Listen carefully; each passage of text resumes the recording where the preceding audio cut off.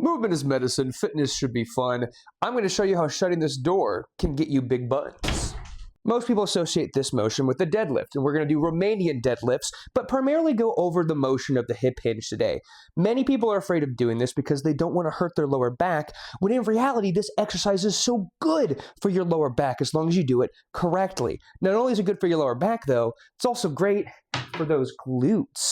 First, let's get our feet right. About shoulder width, not much wider is what I'd recommend, while turning your feet just ever so slightly outward.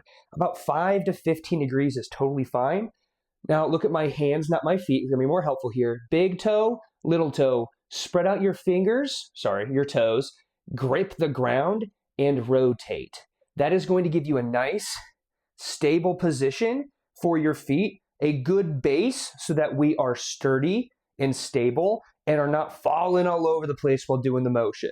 You don't want a big bend in your knees when you're doing a Romanian deadlift or most hip hinge motions. You want just a little bit of bend, and you're primarily pushing those hips back. The reason I mentioned the door being shut is pretending you have your hands full of something and then going to shut the door with your butt. That's one of the best and most effective ways to think about doing a hip hinge. Is you want to push your butt back as far as you can while you are currently stable. Slight bend of the knees, most of the motion is going back with those hips. Now, why most people feel it in their lower back is because their torso that they're not thinking about is not stabilized. Let's talk about how to do that.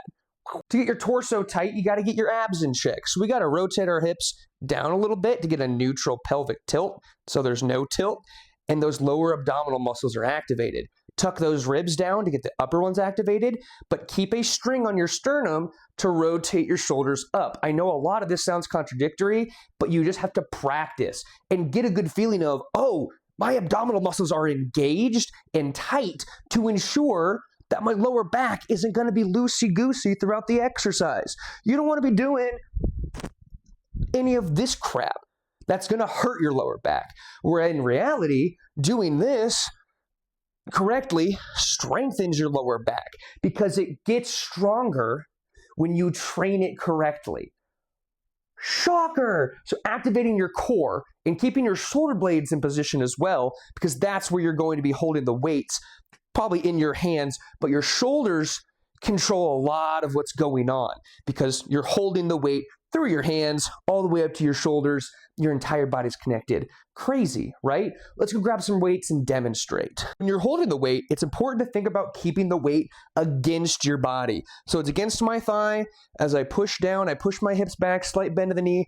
Everything on the top part of my body is nice and tight, not moving. I'm keeping the weight on my shins. You want to go down just below your knees and then pop back up for most people. Your range of motion is dictated by your mobility, not anyone else's. Many people try to go too low though and end up throwing their shoulders down or their torso is no longer tight. That's where you get too much lower back engagement because then the lower back muscles are stretching and then contracting with load that we don't want them stretching and contracting with. We want to keep everything in those glutes. We want these glutes to be working, right? Do you want a big booty? You got to be doing these things, all right?